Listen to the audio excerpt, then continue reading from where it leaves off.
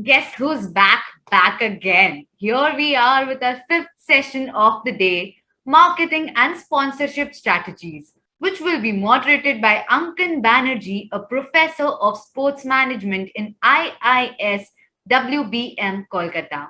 Over to you, Ankan. The stage is yours. Thank you. So, uh, at the very outset, I would like to welcome all of you to the session on marketing and sponsorship strategies. And before we start the session, I would like to just give an introduction of the theme of this particular session. Today's sport is a multi-billion dollar industry which attracts billions of people either to participate in or to witness the sporting activities. The professionalism in sports has made a radical change in the patterns of production, consumption, and management of sports events, sports persons, and sporting organizations. The application of modern managerial tools and techniques becomes more and more relevant to make these activities viable, feasible, and doable. And the two major components that for making the sporting activities viable are marketing and sponsorship. Sponsorship has seen significant growth as a tool in the marketing communications mix over the last 20 years. International brands such as Emirates or Samsung choose to sponsor football teams for a number of reasons. Given that one objective of sponsorship is building awareness, football is attractive because it draws a large global audience, not just in match attendance, but via broadcast media and internet.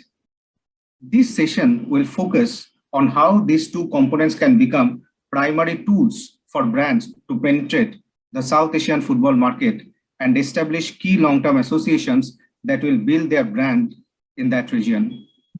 To delve into the domain, we are already having two experts with us, or just Kenneth is with us right now. Mr. Midani has joined. Yes, Mr. Midani is also there. We have Yes, I'm here. I'm available. Okay, thank you, sir. Two esteemed panelists who will share their valuable insights on these key areas of football business. Let us welcome Mr. Kenneth Kotson, Thank you. a highly experienced sports business specialist who is the co-founder of the sports management program at the University College of Northern Denmark, which started its activity in 2009. In addition to its on-campus activities, the program has educated professional athletes, both soccer players and elite Olympic athletes, from various European countries since 2011 in collaboration with the World Players Union in Amsterdam. His research, teaching, and speaking activities have taken him worldwide, and he is also a regular contributor to Johan Cruyff Institute. With a UEFA A license, Kenneth has played various roles in the world of football, such as head coach for the men's reserve in the Danish top club Aalborg BK, head coach of the women's team.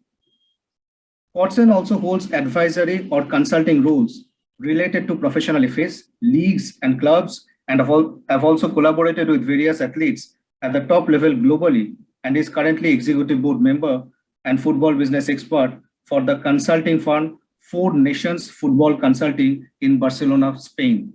Mr. Kenneth Kotson. Let us welcome Mr. Ashraf El Midani, the Director of Sports Management at FIFA CIS Executive Program in Sports Management. He is a sports business development consultant who has previously worked at the Union of Arab National Olympic Committee and has also been the Secretary General at the International Relations Committee. Mr. Ashraf El Midani.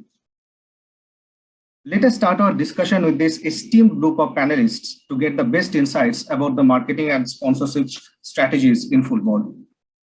Let me start with an emerging trend of marketing, which is the digital marketing. And my first question is directed to Mr. Kenneth Kotson, that do you think that digital marketing is gaining importance these days? And what are the commonly used tools that a football club or a league can use to explore the digital space?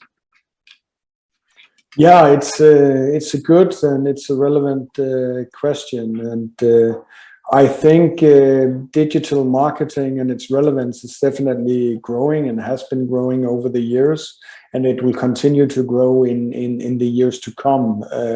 COVID-19, the whole global pandemic, has shown us the importance of being relevant to football fans and other commercial stakeholders, of football clubs, of leagues, of FAs and national teams when we were distant because of the pandemic.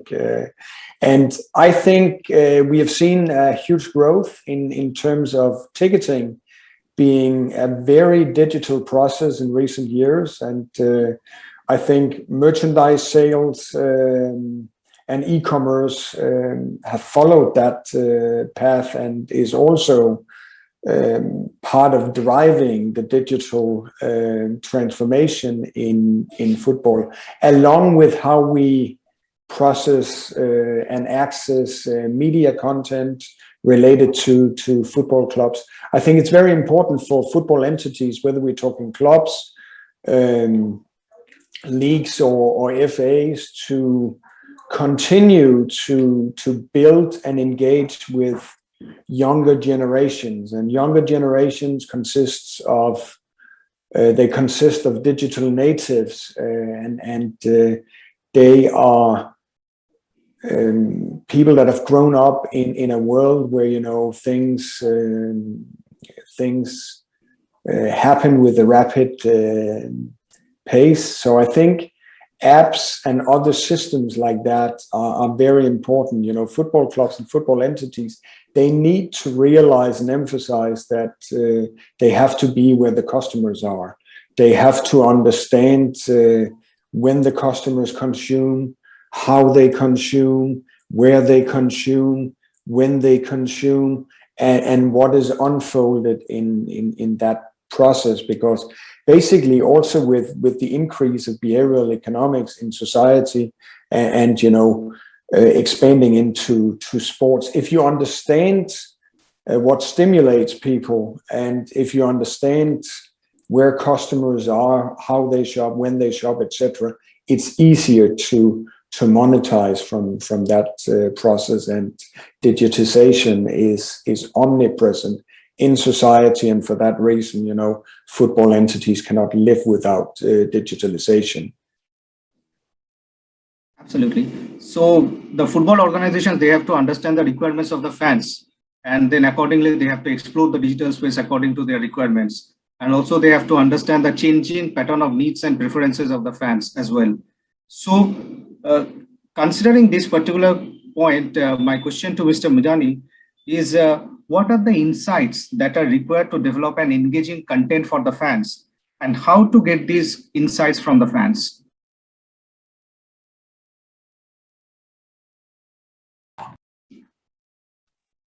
Hello. It's nice to be with you all. Sorry for being late because it was the midday time and I couldn't make it at the regular time. Engaging fans is critical this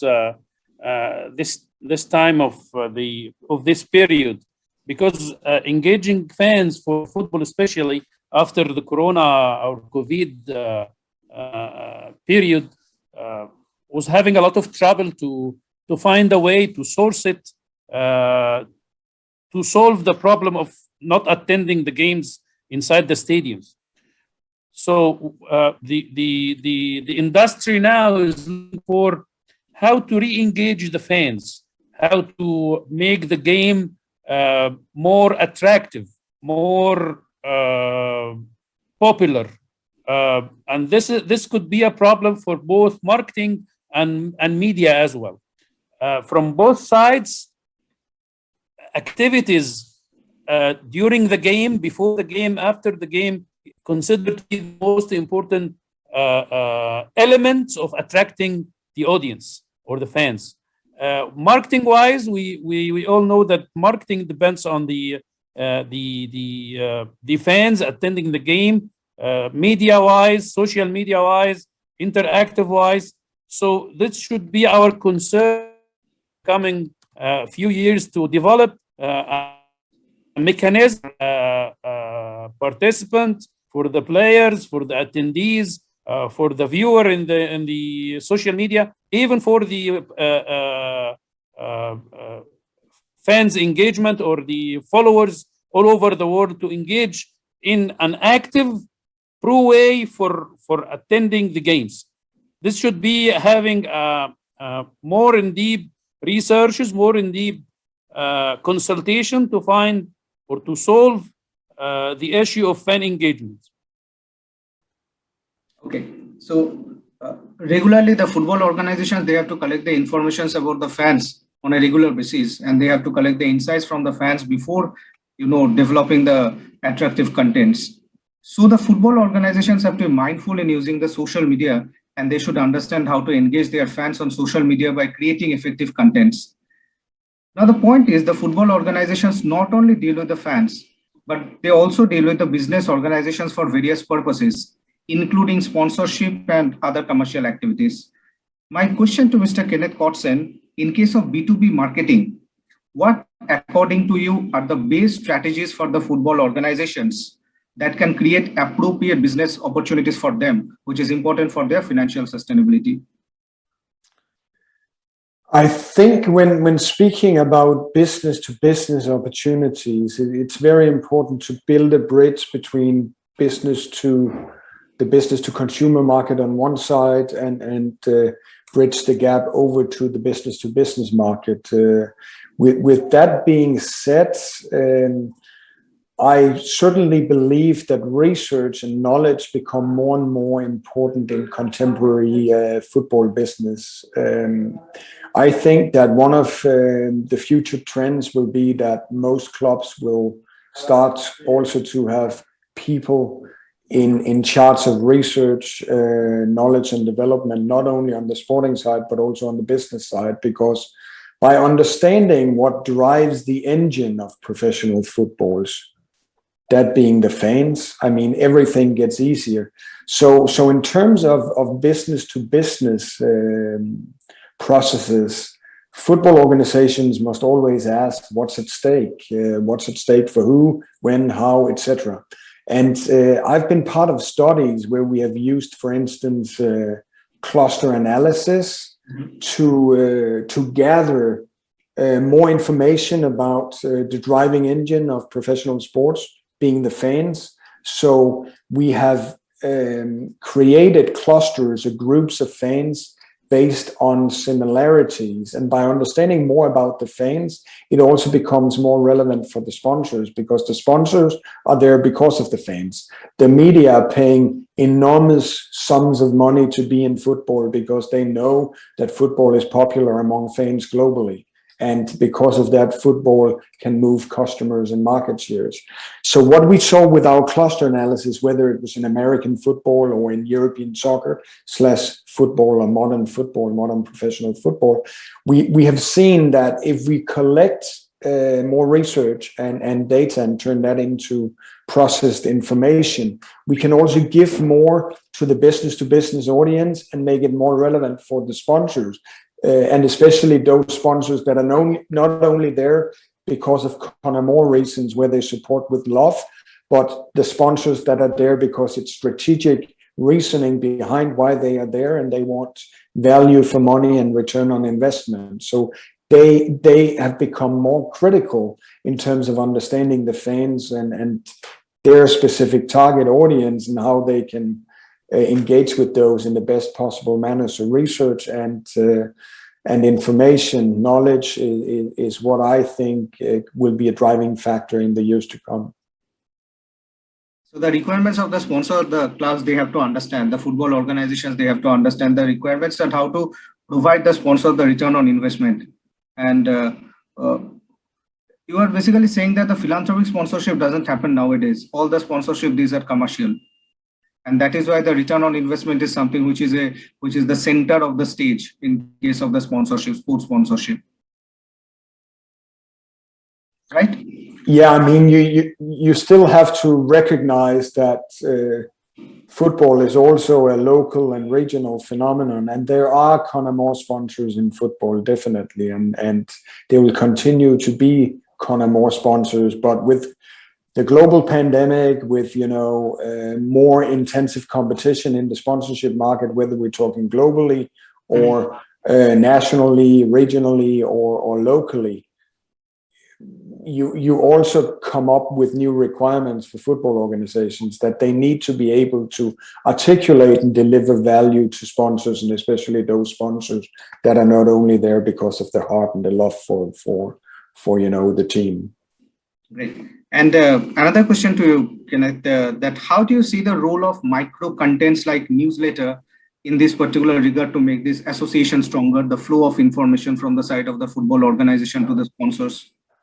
I think the power of any sports brand has to do with relevance. I mean, if we take top brands in the world, such as Apple, Google, Amazon, etc., why are those brands relevant? They are relevant because customers around the globe adopted their products. So I think it's not a matter of being present at as many platforms as possible. It's a matter of producing relevant content to relevant audiences when that is needed in order to grow your business. Because if your customers, fans, sponsors, etc., if they adopt your brand and all your content, I mean that's a strength in terms of your business. So I think you must understand your audience, and that will be different in Denmark compared to Germany, compared to India, compared to North America, and even within specific countries there may be differences. But I mean, we live in a social media world. We live in a world that is interconnected. We live in a digital space. So of course we need to integrate these strategies, but we do not necessarily need too many platforms if they cannibalize other platforms. I mean, the different platforms that we put in play must also try to work together, interact to enhance the overall business performance. Excellent. So understanding the requirements of the business organizations is a must before coming up with effective marketing strategies. Now, Mr. Mitani, for fans, do you think that the behavior of the target segment should be correctly analyzed to create an effective marketing strategy in football? And how effective marketing strategies can be created after analyzing the behavior of the target segment? Excuse me, could you repeat the first part of the question? I got the first, but the second. Yeah. Do you think that the behavior of the target segment should be correctly evaluated before coming up with any marketing strategy? Sure, of course. The market segment should be analyzed professionally, should be analyzed in separate way, should be analyzed on demand or on particular demand of the clients or the participant or the sponsoree as well, because each segment of them needs a different kind of strategy, a different kind of approach, a different kind of methods. We should all pay a good or great attention to the segment we are working for. So the segmentation should be or require more attention and more in-depth analyzing, and we need to reframe or reorder the segmentation of the market. So how effectively the marketing strategies that can be created after evaluating the behavior of the target segment? Each segment needs its own strategy, because the target segment, the audience or the fans or the followers need their own attention, and we could or we can create another dimension of attraction, another way of attracting people. That's why when we said fan engagement need new strategy, that means that we need new strategy to market the game, to market the event itself, to market the business or the industry as a whole in a new dimension, in a new way, because we have been for a long time using the same strategies in marketing. So we need, after COVID-19, after the coronavirus, after the pandemic, we need to reshape and reorder the market. We need to find out, to source out new strategies to engage the fans and to get new market segments. So, Mr. Mitani, in continuation with my previous question, if I may ask you, that do you I think can't hear you very well. There is a problem of hearing you. Sorry. am I audible now? Am I audible? The voice is very, very, very, very thin, very, very, very deep. Am I audible now? I can hear you, but I cannot hear you loudly well. Actually, I'm actually, I'm trying to speak slowly. That Okay. in continuation with my previous question, if I may ask you, that do you think that a league or a club should operate in one specified segment or may operate in multiple segments in the market? No, for sure, for multiple segments. The segmentations should be in age, on geography, on sex, on a lot of things, on expenditure, on finance or economic, on distribution, geographics. No, we need to work on too many segments, different segments. Okay. We have to. Okay. Kenneth, if I ask you the same question, that what is your opinion that a football club or a league, they can operate in multiple segments? What your take on this? I totally agree. You are working with different generations, so a football club must always try to adapt to changing consumption patterns. And I mean, there are differences in consumption patterns. If I look at my parents who are in the 60s, compare their generation with my generation, you know, I'm in the 40s, and then I compare it with how my kids that they are 8 and 11, how they consume football. I mean, every day when they wake up, the first thing they do is they turn on YouTube and they watch soccer or football content. So I definitely think that one of my previous answers in terms of the importance of research, knowledge, and information, and the role of that in football explains why, you know, you need that to work across different segments and to work with segmentation, targeting, and positioning. So I think when it comes to commercialization in sports, everyone wants to avoid commercial waste. They want to be as precise as possible. So if you take primetime TV and commercials on primetime TV, it's very expensive because there is a wide reach, but you also reach a lot of people that are not necessarily relevant to you. So that market relevance also speaks to the importance of understanding different segments, and why we in various studies conducted cluster analysis, because one fan segment going to the stadium, they may prioritize convenience and the fact that you can not only get hot dogs, you can also get sushi and other fine dining options, whereas, you know, for that same segment,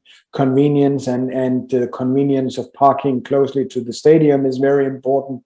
It may be very different for the family segment that may prioritize a good fan zone where there are activities for kids before the game or after the game. So just an example of, you know, understanding that there are differences across demographic variables, but also, you know, if you work with international football, there are also very geographic differences. And to draw a parallel to what I also do in the US in terms of research, if you take Denver Broncos of the NFL, if they host a team from New Orleans, they may serve Cajun food. If they serve a team from Texas, they may serve Texas barbecue, just to also bring in an understanding of geographic differences. And then most importantly, when dealing with segmentation, the psychographic and lifestyle aspects. When you put that in play, I think that's very important as well. Just look at what Paris Saint-Germain have done with their brand and working with Nike and the whole fashion aspect of launching their merchandise. Excellent. So, nicely explained, Kenneth and Mr. Mitani. After understanding the requirements of the fans and the business organizations, the importance of, and also about the importance of creating engaging content, there is one interesting question for the football organizations of our country, especially the football clubs. The question is, first, may I take the opportunity to ask Kenneth first, that in India, there are a number of football clubs which are operating at the regional level.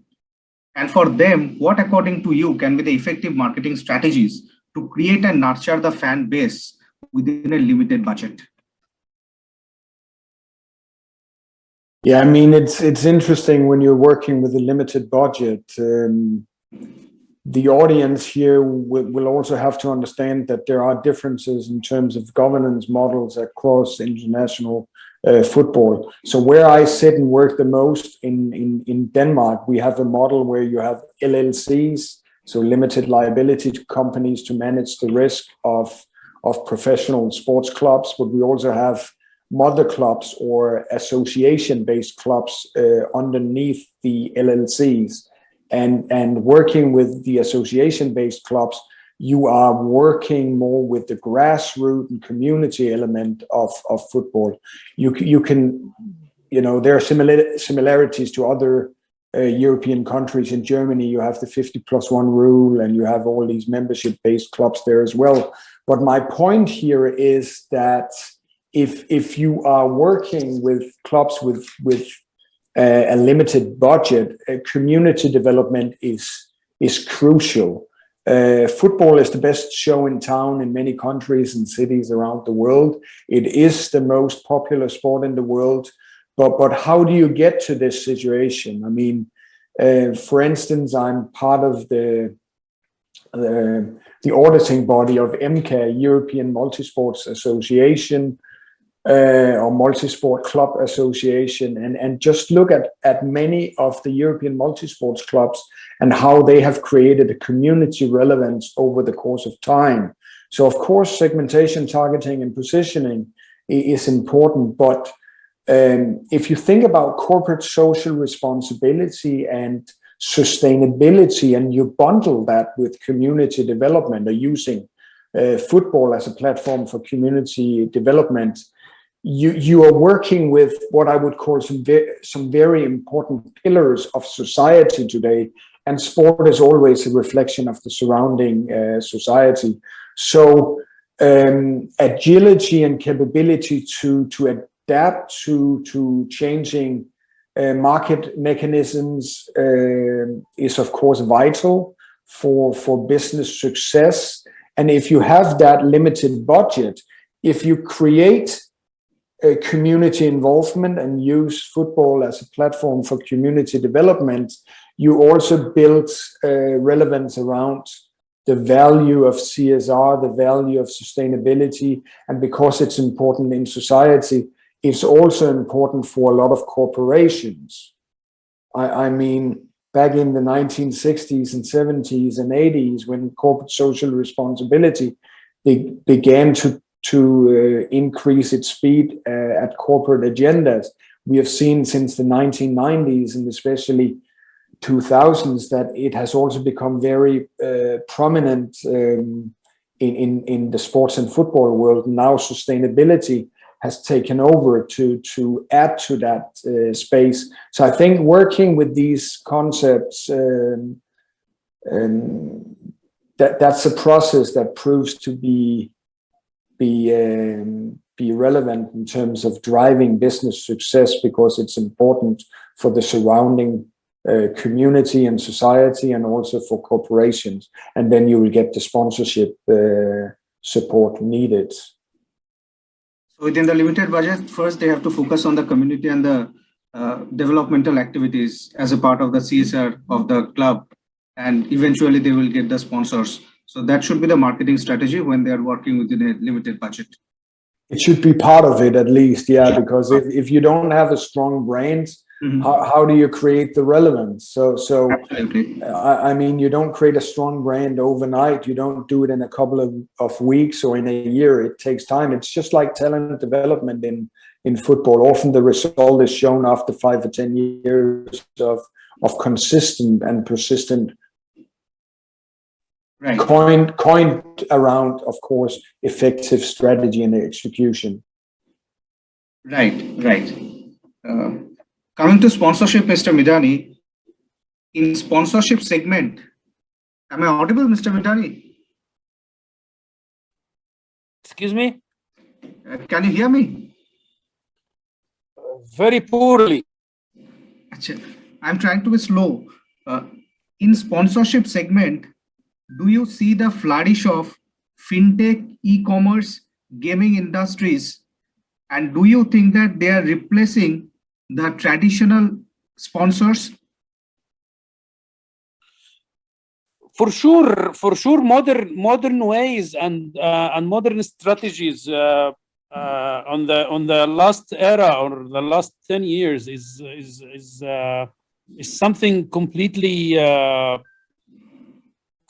different. The way customers look at it, the way consumer look at it, the way fans look at it, it's completely different. The approach for the consumer is different. The way he looks for the new ways is different. The way the needs is different. It's totally different. It's a new era. It's a new demand, especially after coronavirus or after the COVID. We are going to another dimension of economics. We are having this trouble in Asia and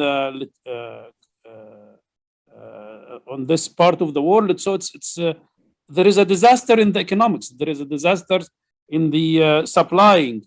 So demanding the sports industry for a need to have such an effort to support the industry instead of food, instead of energy, instead of supplies, instead of health care. The demand will need more attraction, more attractive to engage in the economic system. So that's why you think that new industries like e-commerce, fintech, gaming industries, these are coming up as the sponsors and they are replacing the traditional ones? They are not replacing, but it's a new era. It's a new destination. It's a new product.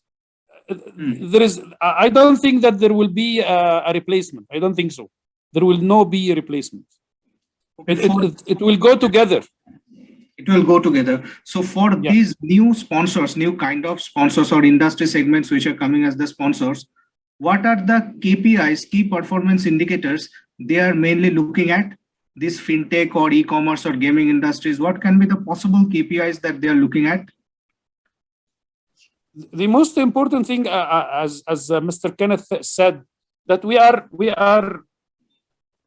looking on a new map in the economics industry, all of it, not only sports, not only football. The new map, what our segment, what our piece of the pie on this segment? Can we grow it up? Can we have more participant? Can we have more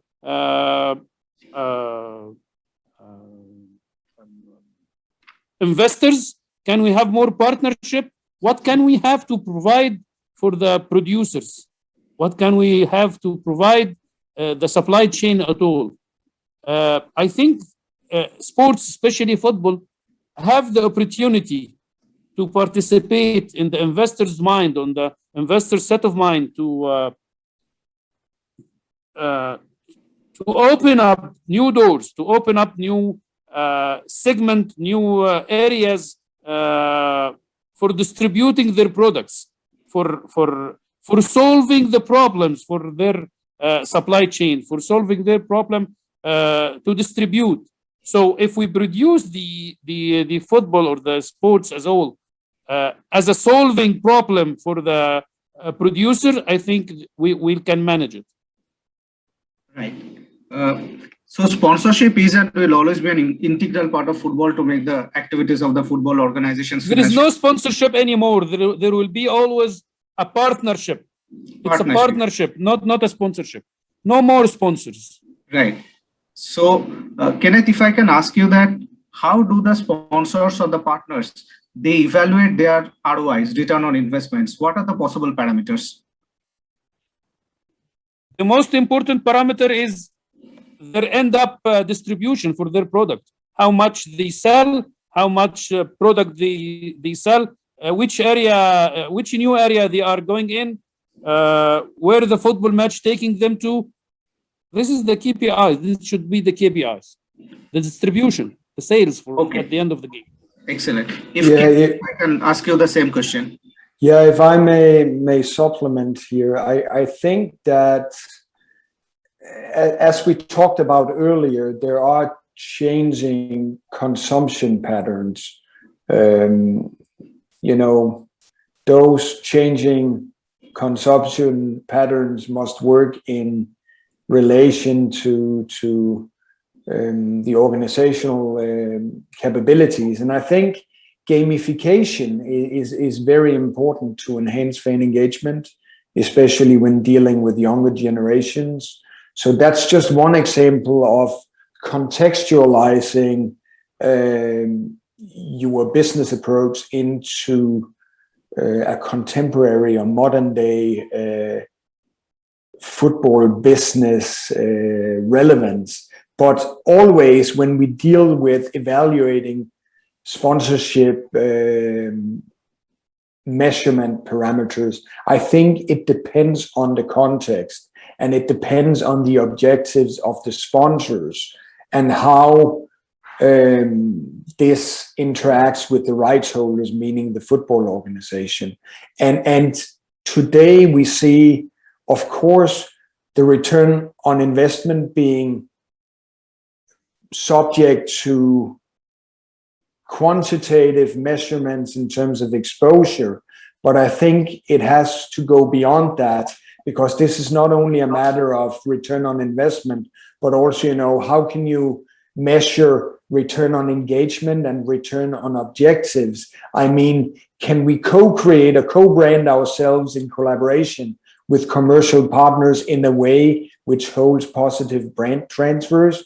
And what I talked about before in terms of CSR and sustainability, while doing so, also helping to solve the problems of this world, to go beyond being a football club, or to actually activating slogans like you have seen in FC Barcelona, more than a club. You don't do that when you go from having no sponsor on the shirt to suddenly, having UNICEF there, and you pay to do so, and then you do stuff afterwards that are not necessarily aligned with the brand associations and brand awareness of more than a club.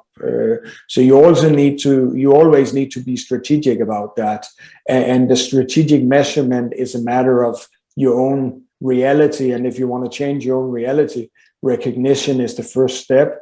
And you can't measure on the success of a sponsorship without measuring, or at least thinking strategically about the intangible elements. I mean, if you take tennis as a parallel to football, a lot of sponsors would buy into Wimbledon because of the prestige of the tournament. But the prestige of the tournament, it's an intangible and qualitative element that always must be present also when dealing with sponsorship in sports, whether we're talking tennis, football, or other sports. So both the tangible and the intangible elements should be taken into consideration while evaluating the sponsorship engagement. Definitely. Right. So my last question is on the importance of collecting and analyzing data, because nowadays everything is data driven. So my question to Kenneth, to you, is why the documented data is crucial to get sponsorship value, and what should be your message for developing a system in football to capture the data?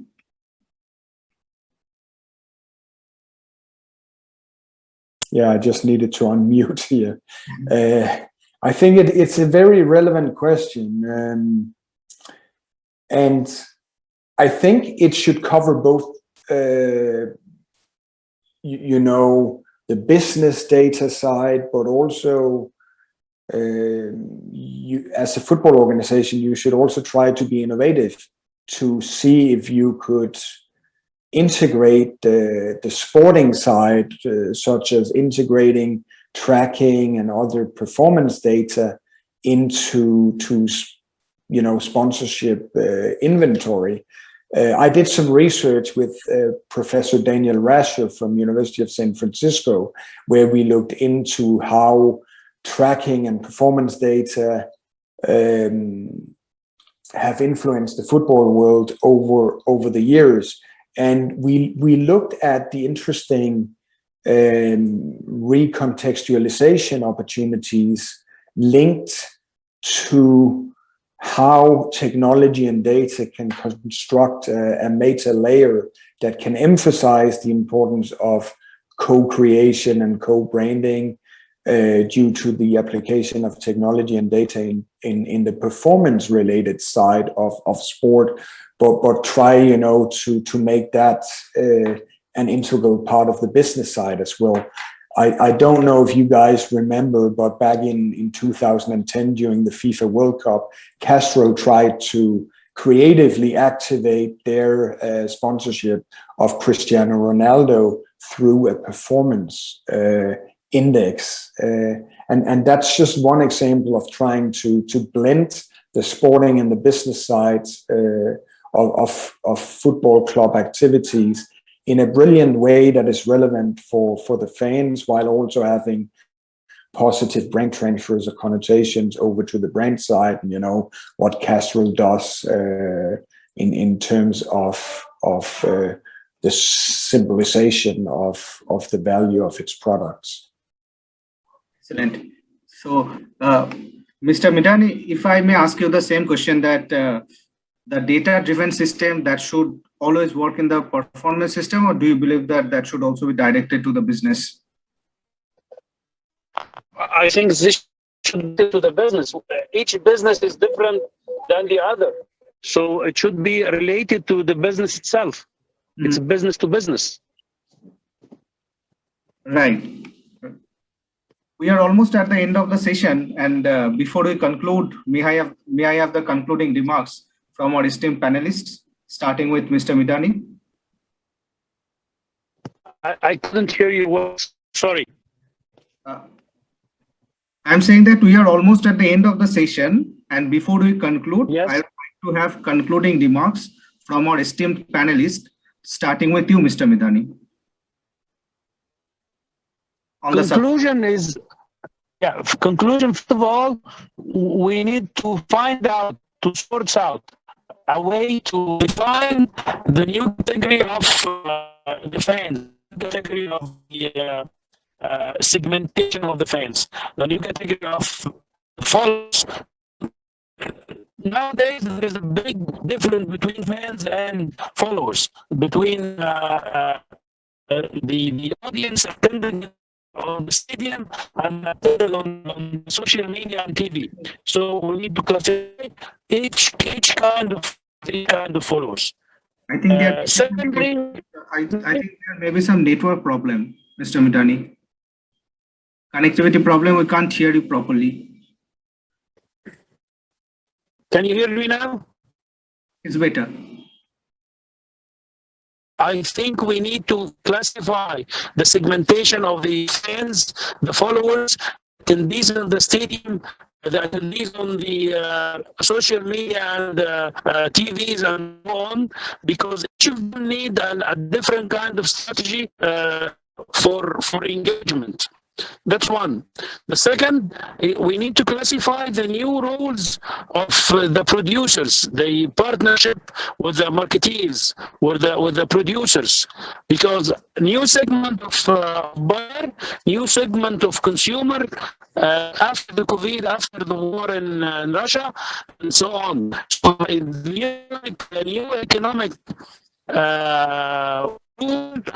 will need a new way of producing the football or the sport industry as a whole. This is the two main topics we need to search about. Thank you, Mr. Midani. And Thank you. If you can give us your concluding remarks.